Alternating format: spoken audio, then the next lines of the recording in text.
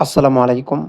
ল্যাপটপে যদি ভাইরাস থাকে তাহলে পেন ড্রাইভ ঢোকানোর পর পেন ড্রাইভটি শর্টকাট হয়ে যায়। ঠিক এইরকম ঢোকানোর পরে শর্টকাট হয়ে যায় এবং কোনো ফাইল শো করে না। ক্লিক করলেই এরর আসে। ক্লিক করলে দেখব ওপেন হবে না। এইরকম একটা এরর আসবে। সহজেই কিভাবে সমস্যাটার সমাধান করব সেটাই দেখাবো, সাথে থাকবেন। আমরা সার্চ বক্সে লিখব সিএমডি এবং এখানে আমরা রাইট ক্লিক করব এবং রান অ্যাজ অ্যাডমিনিস্ট্রেটরে ক্লিক করব। কমান্ড প্রম্পট রেডি হবে। আমরা এখানে একটা কমান্ড লিখে দিব। সেই কমান্ডটি আমি এখানে লিখে নিয়েছি।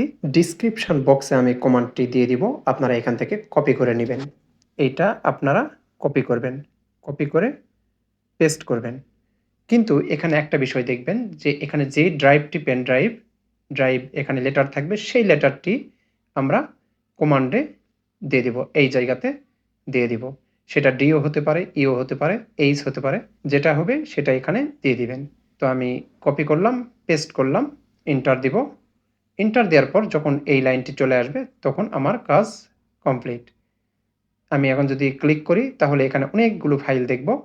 এগুলো সবগুলো আমার দরকার নেই, শুধু পেন ড্রাইভের এইটা দরকার। বাকিগুলো আমি ডিলিট করে দিতে পারবো।